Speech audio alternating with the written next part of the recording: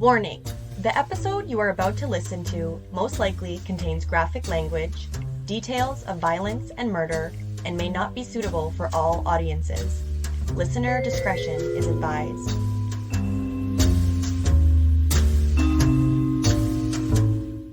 What is up, everybody? This is episode 36 of Murder with My Mother, the true crime podcast, where I talk murder with my mother who is home.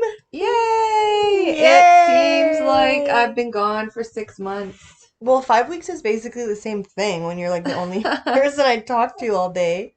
Yeah, so I guess I've really missed everybody and doing the podcast and seeing the kids and even working, although I'm over that by now. Yeah, right? You've been back. Well, you've been back for like 2 weeks. Yeah, it'll be 3 weeks this weekend. Yeah, and a lot has transpired in those 3 weeks. Or in the last, I guess, what would it be, 8 weeks now? Since you've like been gone. So I've been gone since April the 29th, and today is June the 23rd. Not really, but that's what day it's released. Yeah. And I, as you guys know, went to Southeast Asia. My boyfriend broke up with me in Vietnam. Okay, but let me just say, your boyfriend that also doubled as your landlord. Yes. So we had to get you the fuck out of there, basically. Yeah, randomly, he broke up with me in Vietnam, so I had to travel by myself for 2 weeks, which was, although at first out of my comfort zone, turned out to be like fucking rad because I grew a lot and had a lot of fun. Well, that's how the best stories start. We know that, obviously, because everything unexpected. We've had an unexpected couple of years. Yeah, and I think you can hear my unexpected couple of years in the background right now. I also think that when you push yourself out of your comfort zone, it leads to growth for sure. So the kind of fucked up part was that I had to find somewhere else to live while I was in Vietnam. So I was on Facebook Marketplace looking at places. And the best is like when you're messaging people like, yeah, I'm just in Asia right now, but I'll be returning to the country. Like it sounds like you're like some kind of scammer. Like I'm a Nigerian scam. Yeah, or any kind of scam. Yeah, so Asian scam or I managed to actually find a coach house, and I need to give a shout out to Rob and Michelle because they trusted me that I was a real person and let me talk them into having my dog, who's large. Who's a 100-pound German Shepherd in a coach house. So it all worked out. I got home, packed all my shit, and now I have a new house. So it's been a very eventful 9 weeks, I guess. Yeah. You also have a 30-year-old daughter. So and a 6-month-old granddaughter. So and a 10-year-old grandson. She missed a lot. Danica turned 30 while I was gone, as you guys knew was going to happen because she was a little begrudging about me going away. I think it all went well. She looks great. She started using wrinkle cream. I did. The minute I bought like 2 eye creams the minute I turned 30. And started drinking like a lot of water.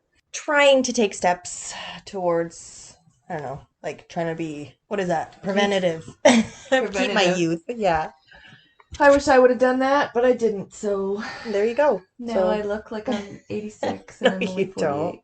You don't. You look great for being a nana of 2, and yeah, so... What the fuck's that saying? Some people are 80 you look years old great, and is what I'm saying. You just look great. You look great. So, Mom is back, which has been awesome, and bonus, she moved down the street from me. So, which is great because I did live quite far away. Yeah, it's awesome. It's my first time here. We're recording here today, but we have some don't pretty. Live here yet. Oh yeah, no, yeah. The landlord may or may not have given her the keys to paint, air quotes, but she's here. All her stuff's in. Cable's connected. Everything's in. It's not even supposed to be in for like 8 more days or something. But she is supposed to be in. It's fine. Just listen to the podcast. Sorry. Just kidding. She doesn't even live in a coach house. But as I was saying, we are recording here today, but some exciting news from Murder with My Mother. Actually, we have, I know last time we promised that this episode would be on video, but it's not. You gotta use your imagination. But we have officially actually booked studio space that has a full on, I guess it's a, Podcast and yeah. video space. Yeah, so not only will you get to hear us, but you will also get to see us. And obviously, right now, you guys know just adapting to life as a new mom again. Mom's pretty free, but yeah, it's me. So once a month, we're going to keep releasing the episodes, but now they will be videos and audio. So you can actually have the option to watch us if you please. Maybe some of you have been curious of what we look like, maybe not. Some of you obviously know us, but maybe you'll be able to tell us apart when we talk a little bit better. Yeah, that's for sure. I know our voices blend quite a bit. Oh, yeah. So that's pretty exciting. We have also finally launched our Patreon page. So if you guys love Murder with My Mother and you want to support for as little as $2 a month, you can go to www.patreon.com/Murder with My Mother podcast. Yeah, you can. There's unlimited. If you do pay for Patreon, you guys will have access to some early content, and the episodes will drop like a day before everybody else. I don't know if that matters to anybody, but just different things. We're trying to obviously see what you guys want because we don't know. Like, let I us think know. it would be cool to put some bloopers in there. Yeah, we'll have bloopers. We'll pretty much put on like an unedited version of the videos, of the audio. So Nanatos. yeah, there'll also be a little page and link for Nanato's Mom's OnlyFans that she's gonna start now that she's single, ready to mingle. Other things exciting that happened when we were gone. Lion Hunt, which right now I'm going to refer to him as Lion Hunt. Ian Hunt, the husband and probably prime suspect. Everybody knows in the murder of Trina Hunt. In the murder of his wife Trina Hunt, who was suspiciously found. We've touched on this before. Suspiciously found where he said later after she went missing. Well, he first of all reported her missing immediately when we got home from work at 6 p.m. Then without looking for her, and then didn't help look for her for months, and then he still never has even addressed the whole situation. No, exactly. He sucks. So it was a year ago, and now he got arrested. He finally was arrested. So he was arrested like couple weeks ago. Everybody obviously in the groups that we're in was very, posting photos and all of this. It was like finally, like I've been driving around with a Justice for Trina bumper sticker on my car for the last year. So we were all like, yes, finally he's going to have to pay for what he's done. But they released him without even charges. So the next day. Yeah. So I think that's a tactic sometimes that they do if they know that somebody has done something. They have a lot of, not so much physical evidence because, again, they do have a circumstantial case. Yes, they have a circumstantial case. As well as I do that that's not going to fly. Yeah. No, and also it's hard to prove somebody is murdered when it's in their own house. What are you going to find? Hairs or even if they found blood in the house of hers, there's any good defense lawyer would say like, well, it's her house. It's her house, yeah. Right? So they want to have a solid, concrete case before they actually can charge him. And I think what they were really hoping is that maybe they would lay out all the circumstantial evidence and he would say, yeah, you're right. Yeah, like he would just break because he's been living with this for a year. And I cannot imagine what it would be like to live for a year knowing that you have murdered someone. Especially your wife. Holding that in your heart. And they were together since they were in high school. Oh, there's pictures of them right beside each other in the yearbook. Yeah, I know. Like, it's like crazy. And he has a girlfriend, which he apparently... She's on Tinder now, so they're probably not that was together. Actually a fake picture. But I just can't imagine sleeping beside a man that you know has done that to someone. Like, that would be... She obviously knows that he did it. For sure, but some people need to believe what they need to believe in order to live. Yeah, Kiana knows. In order to live the life that they want to live, where I know that she's quite a bit younger than him, and he probably just was like, no, I didn't do it, and how? Yeah, but we can be together now. Exactly, like super whatever. But anyway, so we will totally, again, obviously, we'll keep you guys posted on anything that happens with that. But yeah. I mean, hopefully it's just the beginning and the case doesn't go cold and, like hopefully he's going to be charged soon. So, yeah, hopefully. But today we have episode 36. So we have a pretty this one is always kind of stuck with me because they all stick with me. They're all obviously I have like an accumulation of horrible things in my head. I had somebody ask a new listener actually. Her name's Desiree. She's my neighbor. Hey Desiree. Hey Desiree. She's like, don't you ever need a break? Like too much, like, like no. From true crime. It's my therapy, which is as bad as that sounds. It's like that's my comfort is watching the same true crime cases over and over and over that I know exactly how they turn out. That's what you were raised with your whole childhood. I know. So it's like I take some kids had a blankie. You had Bill Curtis. Yeah, Bill Curtis. We've talked about it before. Bill Curtis is my real dad. I think he might be your grandfather because he's kind of old. I don't know. But yeah, so this case today, I have heard about it. This is a case from 1989, and we've talked about familicide before, where somebody in the family basically takes out their whole family, murders their whole family. But in this case, a whole family almost was actually murdered by a complete stranger, which makes it way creepier. I mean, actually, it's really creepy to be murdered by your spouse or your child or your whatever. But a stranger is just, it could happen to anybody. Yeah, and I mean, it definitely makes you feel more vulnerable because most of us think that our family member would never kill us. But to know that you're going somewhere and to be targeted by a random stranger it could happen to any one of us. Exactly. Sure. So without further ado, we will hop right in. We've kept you guys waiting for like 8 weeks. So we will hop right into episode 36 of Murder with My Mother. Hope you guys didn't miss us too much.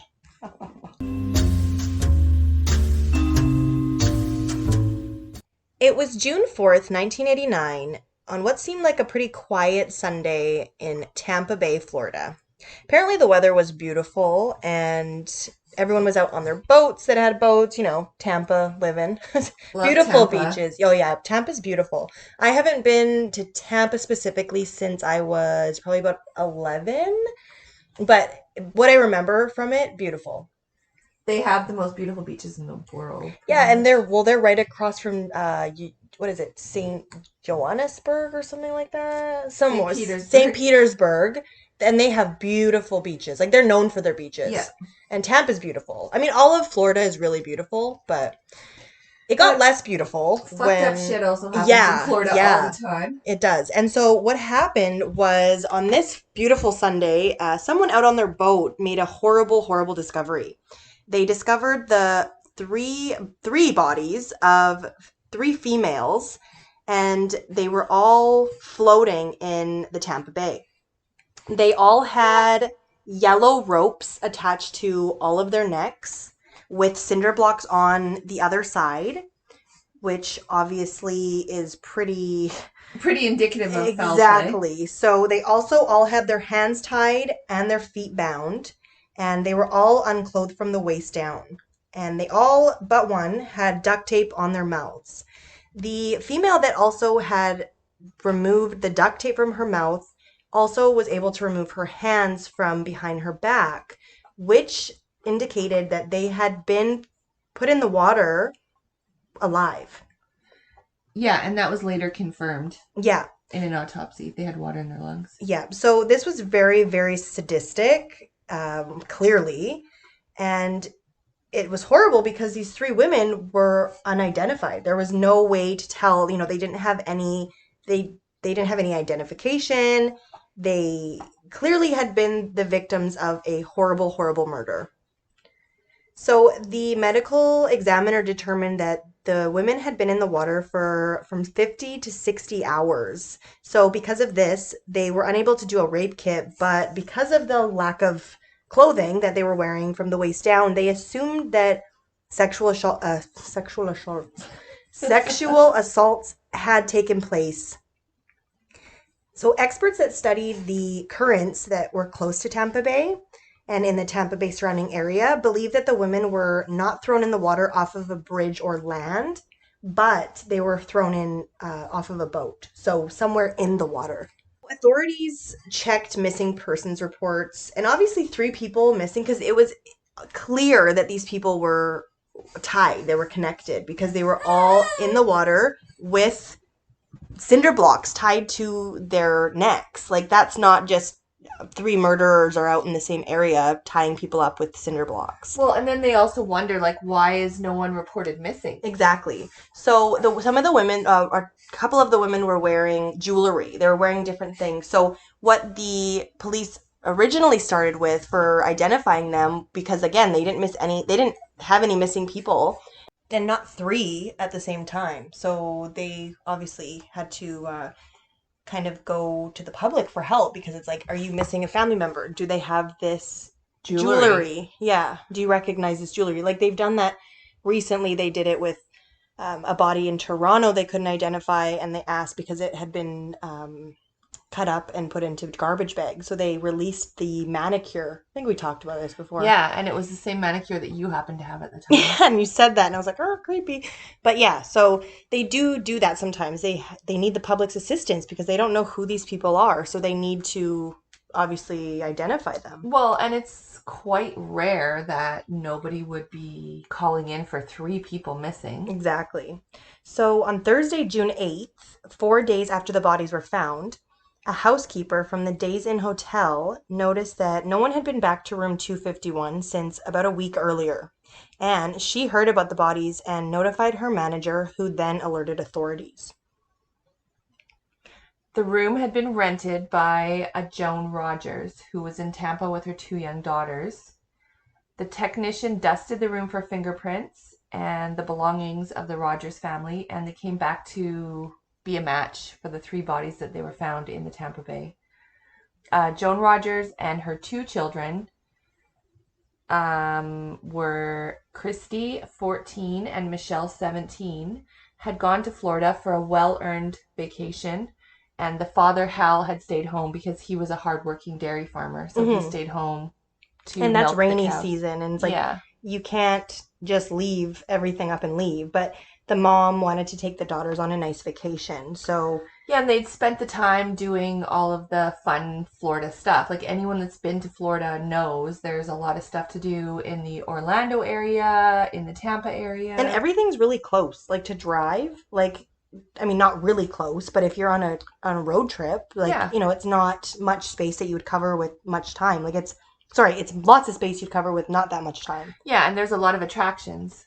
They had already been to... They went to Disney World. And Universal. Yeah, they were on there. They were going to go to Busch Gardens. Yeah, that's what they were, I think, their looking plan. into the next day. Yeah.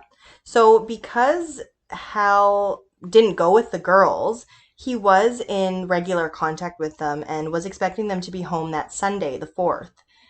But after the contact was lost and Hal didn't hear from the trio in days, they obviously didn't arrive back as scheduled, so he called the police to report his family missing.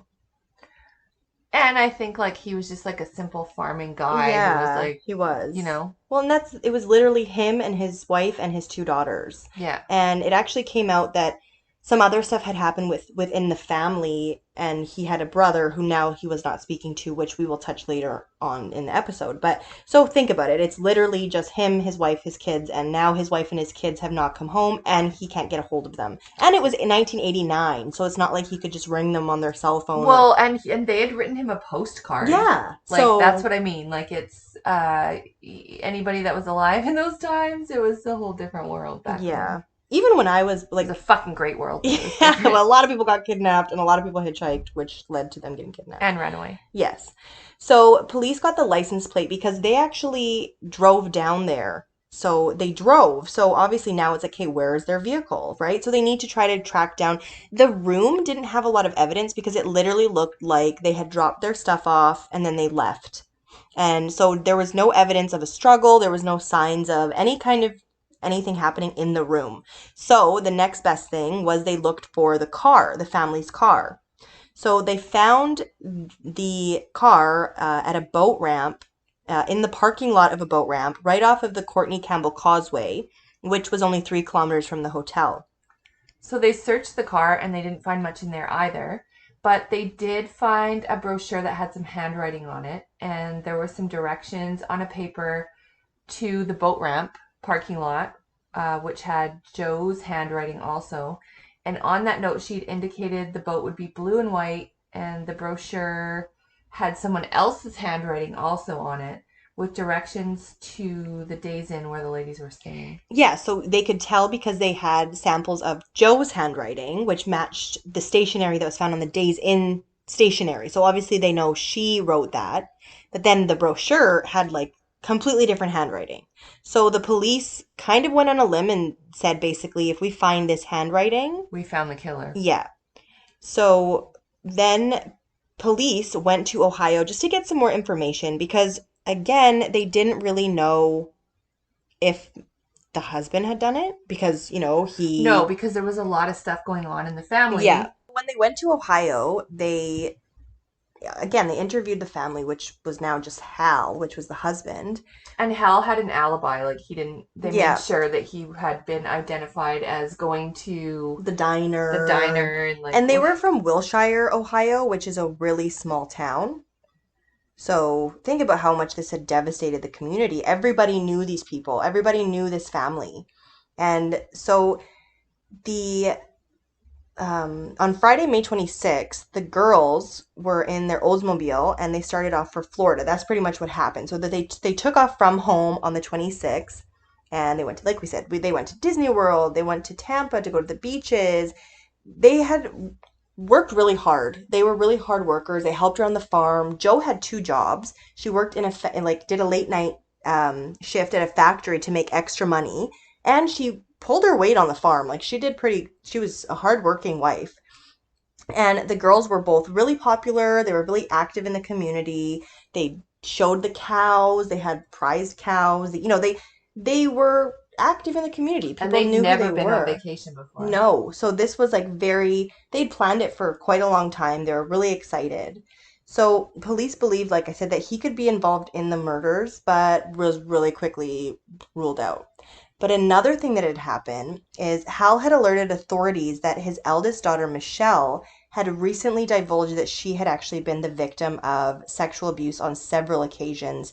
And it was carried out by her uncle, who was Hal's brother. That's why I said earlier, like, it's not like he could rely on anyone else in his family, because at that time, he had just found out. Like, how devastating would that be? You want to know something, though, that was really strange? Is that Hal's brother was accused by another woman, and it was actually his brother's girlfriend that went through the house and found pictures of of right? Michelle blindfolded and in sexual positions and stuff like that. And that's fucking disgusting. Another thing is that Hal actually bailed his brother out of jail. Yeah.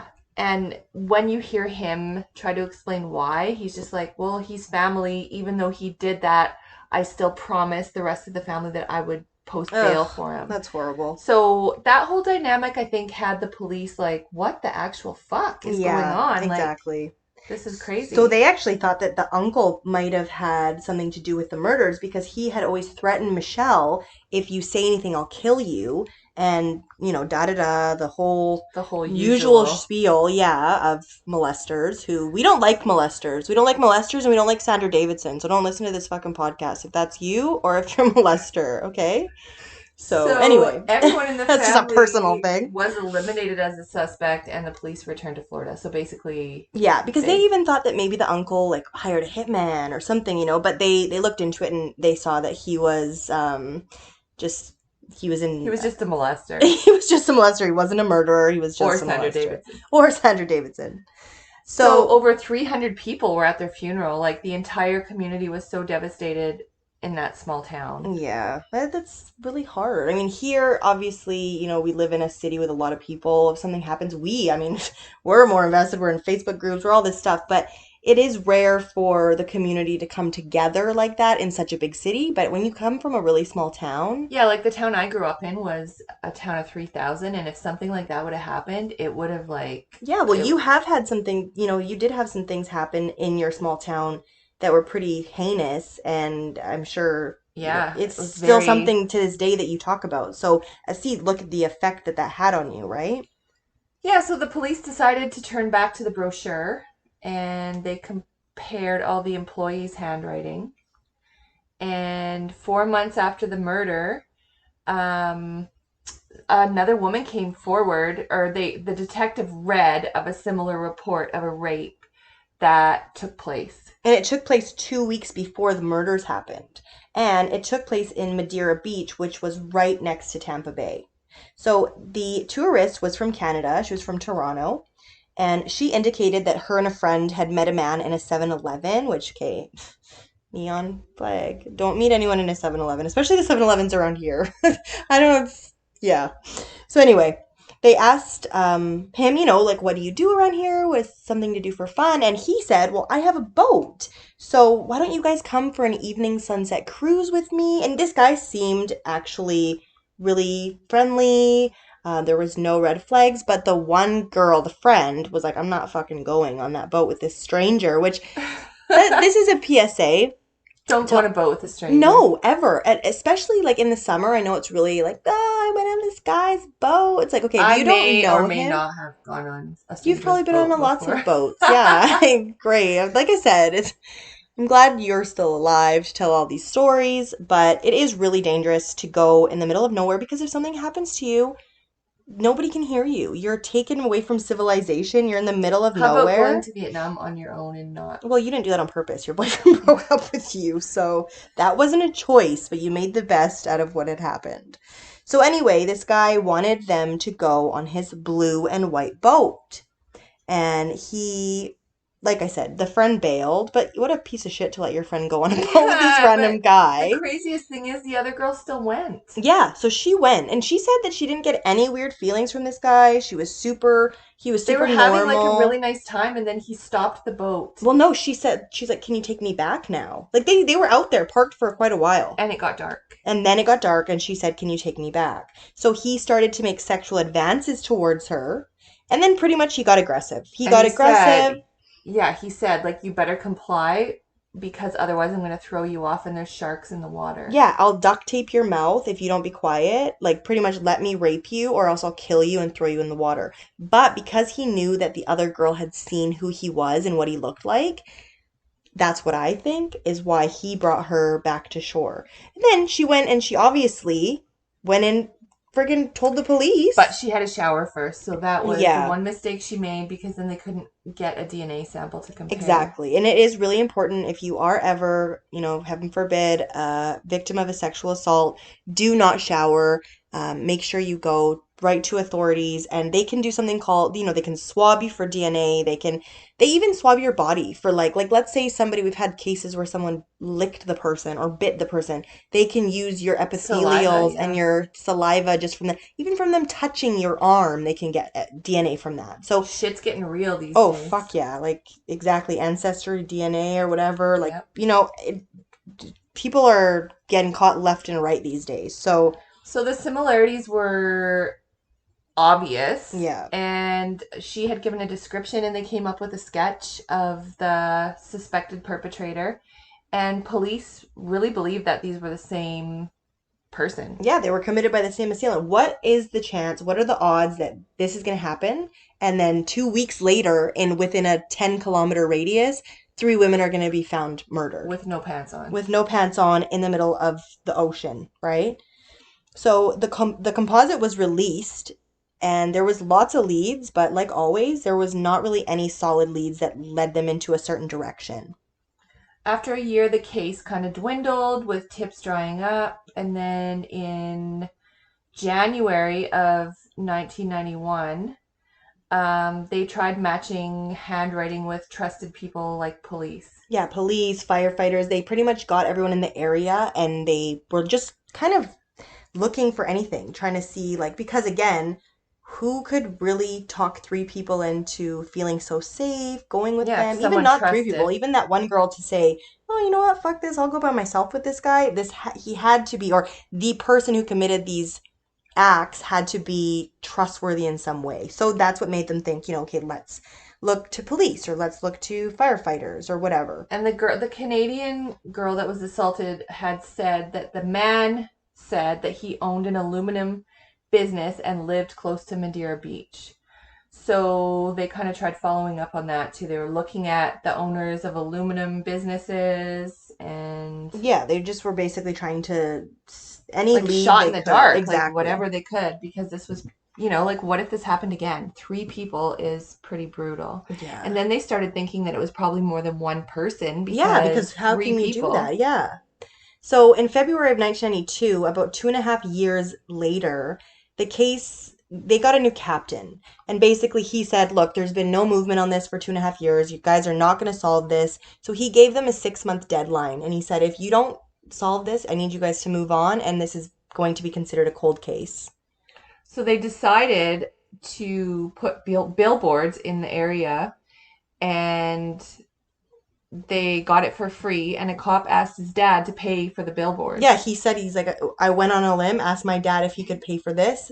The people offered to put the billboards up for free, but if he could pitch up the $25,000 reward money, then we can put something up. So what they did is they put up big billboards. We'll put it on our episode picture for this week.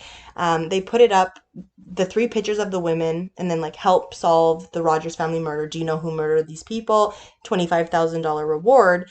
And they put A picture of the handwriting. the brochure in the newspaper. Perfect. So basically, they said if anybody knows this handwriting, but it was in the newspaper. So in June of 1992, somebody called with a tip, and they said exactly what the police believed. They said that they knew who did this, and it was a police officer. They say that the person lived in Tampa, matched the description, and he was a special Marine Patrol officer. So he knew the Oh ocean. He knew, gosh, yeah, darn it. he knew Tampa Bay like the back of his hand. So police surveilled him for 1 month, and they interviewed him finally, and he was really cooperative. Compared his handwriting, and it didn't match. It turned out to be a personal vendetta. Yeah, the guy who, so they called the guy in who left the tip, and they interviewed him, and he basically said like, "Oh yeah, I was just a cop I didn't like, and I thought maybe he could be," but it was like clearly not him. What a fuck Clearly, stick. yeah, clearly he was a fuck stick. Exactly. So what had happened was police decided to, with the pictures of Joe, Michelle, and Christy on the billboard, this is a shot in the dark. They have 3 months left to solve this case. Nothing's happening. There's no movement. They put the handwriting on the billboard. And this could have been, like, that handwriting could have not even been related. So really, they were just kind of grasping at straws at this point, right? Someone had a good hunch, though. Exactly. So police got a call from Joanne Steffi, and she was angry. She said, "I called 6 weeks ago saying I sent you the handwriting match, and I know who did this." Mm-hmm. She said her neighbor had had some work done by an aluminum screen guy. Yeah, like so a guy that did aluminum screens. And she sent the contract in with his handwriting sampled, and it matched. Well, she said it's an exact match. She's like, if you look at it, which if you do look at it, it's very, his Y's or whoever's Y's that the person wrote were very, very like pronounced. Like you can see them. They're very obvious that it's the same person. So she said that the man's name was Oba Chandler. And another thing she said was he moved right after the murders happened, and he sold his blue and white boat. So when they obviously were like, "Oh my God, ding ding ding ding," like they looked into this man. Well, and then they saw a picture of him, and he looked like just Like like the the composite. exactly. So he they looked into his, obviously his history, and they were blown away because Yeah, his history was vast. he had 18 arrests as a juvenile and felony arrests as an adult for rape, armed robbery, regular robbery, kidnapping, attempted kidnapping, escape. So, so then what the police did was they took that, they had Oba Chandler in a lineup, and they flew to Toronto, and they got the victim of the rape to pick him out. And she picked him out in 1 second, right away. That's the man that raped me. That's the man from the boat.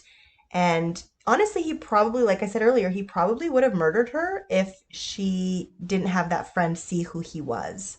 Yes. Even though the friend was See you, yeah. to let her go by herself. So Oba Chandler had lived in Port Orange, and that was pretty close. It was actually on the east side of Florida. And so he had a boat. He had a boat crane to put his boat in right there and everything. Yeah, but he sold his boat, which, I mean, obviously, he felt like the pressure was probably on. Again, he probably knew, right? Because if you rape somebody and then you bring them back to shore and you're like, see you later, and then 2 weeks later you murder 3 people, they're probably going to piece that together. So he was married at the time with a 3-year-old. Yeah, 3-year-old daughter. So, I mean, he's a predator. He is clearly, right? So that's in itself is, yeah. So the police were able to charge him with the rape of the Canadian tourist, and they were trying to find information and evidence on the murder. So that kind of gave them a little bit of time. So they obtained his phone records, and there were calls made from the water the night the women went missing. Yeah, pinpointed right on the middle of the ocean on Tampa Bay. And the experts analyzed the handwriting, and it was a match. Exact match. Yeah. So, right then and there, Oba Chandler was charged with 3 counts of capital murder. Hey guys, it's Danica. I know you've heard our commercial of First Sense Dog Dry Shampoo, but now's your chance to get some for yourself and for your furry companion. Use promo code MWMM10 at checkout at www.firstsense.ca for 10% off your first sifter pack. These things are awesome. With the sifter pack, you can try all 3 scents: restorative cedarwood, purifying peppermint, and my personal favorite, Zen lavender. That way, you can say goodbye to those stinky car rides home. I promise you and your fur baby are gonna love this product. Now, back to Murder with My Mother. The trial of Oba Chandler began in September 1994. And at trial, honestly, they were doubtful because they didn't really have a lot of physical evidence. Most of the evidence was circumstantial. But the Canadian tourist victim took the stand, and she was very effective at convincing the jury. Yeah. But he did have a really good defense attorney, and his defense attorney raised a lot of the reasonable doubt. Like, he was saying, like, pretty much that's not what happened. He had met them. He gave them directions. That's all. And when he was out on his boat, it's because his boat broke down. So actually what had ended up happening was, and nobody was expecting this, Oba Chandler took the stand. Which is, as we know, a bad idea. Bad mistake. But, they all think they're smarter than everybody else. Yes, so they all think, like, I'll get away with this. I'll go up there and I will tell my side and everyone will believe me, because they're all narcissistic psychopaths. So they all think that, they can rule the world, basically. So he said the same thing, that he did give them directions and he just happened to meet them and he was just trying to be helpful. Yeah, he said that he had met them and it was just the directions, and then that night he went out on a fishing trip alone, and what had happened was something had happened where his gas was running out. It was like siphoning into the water. Something happened like that. His engine died. Yeah, but what the prosecution actually called up a mechanic for the Marine Patrol, and he testified that there's an anti-siphon valve in the boat that Oba Chandler drove. So unless gravity completely reversed itself, that wouldn't have happened. So that was really convincing, obviously, that Oba Chandler was full of shit, and the jury found him guilty on all 3 counts of first-degree murder. And capital murder. So we know what that means.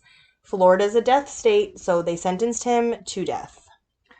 And the whole time he was in jail, which was 16 years, not one person came to visit him. Yeah. Except for his attorney. Yep. So that's obviously saying, and he had like 7 kids. So, He had 8 kids by 7 different women, it turned out. and so again, I think that that is a trait of a narcissist is, Spreading your seed. yeah, that spreading your seed.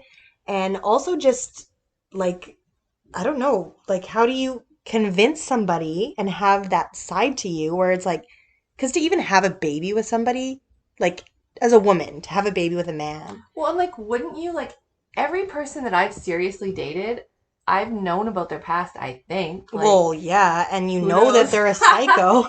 Who knows if Like, I do? Because look at my poor judgment this time. yeah, but you know what? You're learning. You're learning. So on November the 15th, 2011, Oba Chandler was put to death by lethal injection at the Florida Correctional Facility in Stark, Florida. Thank goodness, because he was horrible. And his last words were, "You're killing an innocent man." Yeah, and he actually wrote with the exact same handwriting. That was on the note. Yeah, you are executing an innocent man. See, to me, it's crazy because so many people couldn't believe that he did that. Like I said, that really shows how good you are at manipulating people.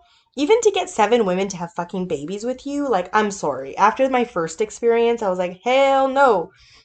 Obviously, that all turned around when I found out that that wasn't the experience, but, or, you know, it was the experience, but blah, blah, blah. But to choose to have a baby with somebody, let alone 7 women to choose to have children with you have to be really good at manipulating. And again, to get even that tourist to go alone with you on the boat, and just, you have to be a very trusting person. Like a very like you're Someone that's being emanating. trusted. Yeah, you're exactly Emanating. emanating. You know me, I like to make up my own words. What's the other thing I say? Once in a while? No. What do I say? That you're like, you say this and it's wrong. All of a sudden. All of All the of the sudden instead Isn't of that all what of it. it It's is? all of a sudden, and you say all of this, all of a sudden. Oh, well. You raised me, so it's your fault. Well, I don't say that, so maybe one of your friends did. All of fucking sudden, huh? That's how I would say it if my dad taught me how to say it. So, but yeah, so Oba Chandler was a piece of shit. So, I mean, And he's also suspected in other murders.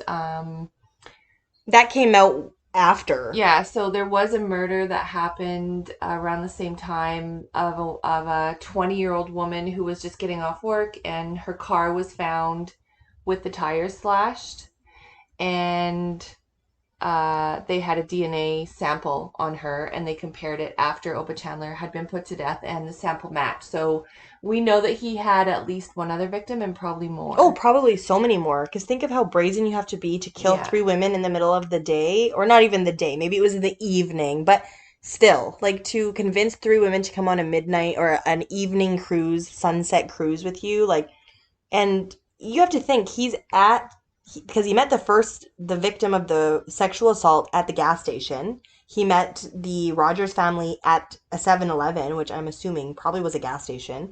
He is obviously working areas that he knows people are going to be coming in. And we've all been like approached by a creepy ass person in a 7-Eleven. Well, and in those days in Florida, the rental cars too, like there was a big thing that went on with rental cars because people were getting like mugged, killed, robbed in Florida because it was so easy. There's so many tourists there. Mm-hmm. So Oba Chandler had some pretty easy pickings to find tourists. And again, don't go out on a boat with anybody you don't know. Even if you do know them and they give you kind of the creeps, don't go. Seriously, Mom, I'm looking at you right now. I know. Soon you guys will be able to see everything we're doing, which I don't know how I feel about. But I hope I have a good side profile because that's always bothered me. Well, you'll be front on, so we got a whole ass. It's a professional setup. We'll be good. Hopefully they do some. I hope we live up to the professionalism of it. Well, we won't, but that's why you guys love us. So, but yeah, that was the case of the Rogers family. Joan, who went by Jo, Michelle, and Christe.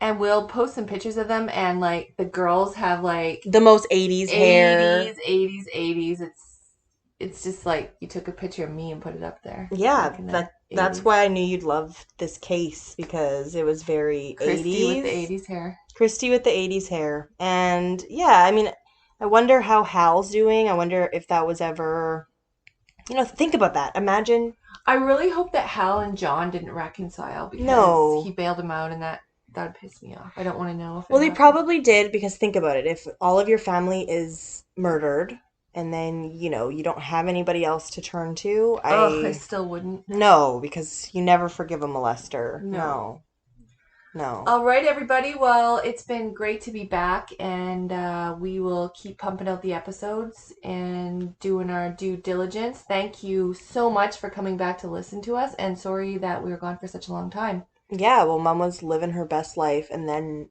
not, I and was then still, I living her was best still life living, again. living my Yeah. best life. I'll always live my best life You will. until I'm murdered. And I hope that never happens. Imagine I murdered you. Which would be horrible, but how crazy turn of events would that be? This episode would be in state's evidence. Yeah. And we always talk about people like, clearing their cache, clearing their Yeah. cookies or whatever when they Google something. I'll just go delete this episode. So if this episode's Brent gone, will remember. No. Brent will be on my side. I'll just get Sean and Michelle and Amy because I know she's an avid listener. Nope, they wouldn't believe it. So, Excellent. On that morbid note, on I that hope note, you guys have a beautiful night and a beautiful day and a beautiful 3 weeks till we're back. yes, our next episode is going to be dropping in July. And again, get ready to see our beautiful, shining, funny, hilarious faces. I'm going on a diet right now, so. Yeah, I'm going to use my eye cream 3 times a day so that I'm nice and fresh and rejuvenated. Tanika will have no skin left on her eyes and I'll be a skeleton, so it'll be great. And I'll be peeing every 3 minutes in the episode because I drink my fucking body weight in water every day. So Perfect. we will be releasing that episode on the 21st of July. So like I was saying earlier, it will be for every month right now, just until I get a handle. Again, it's been 6 months, I know, but it's a big adjustment when you're, new mom and all that stuff. And she's getting her first tooth right now and sleep training, blah, blah, blah. So we're hoping, obviously, once the episodes start to pick up a little bit, we'll be able to go back to every 2 weeks, hopefully sooner rather than later. Sounds good. I'm ready. Yeah, Mom's all ready in her own apartment, which you guys know has been her dream for probably 30 years. Like, you've probably always dreamed. Finally made my fucking dreams come true. Exactly. Thanks, Kevin. But until next time, this has been another episode of Murder with My Mother, the true crime podcast where I talk murder with my motherfucking mother. Woo! Woo! We'll see you guys soon. Well, you'll see us and hear us. So, see you guys. Bye. Bye.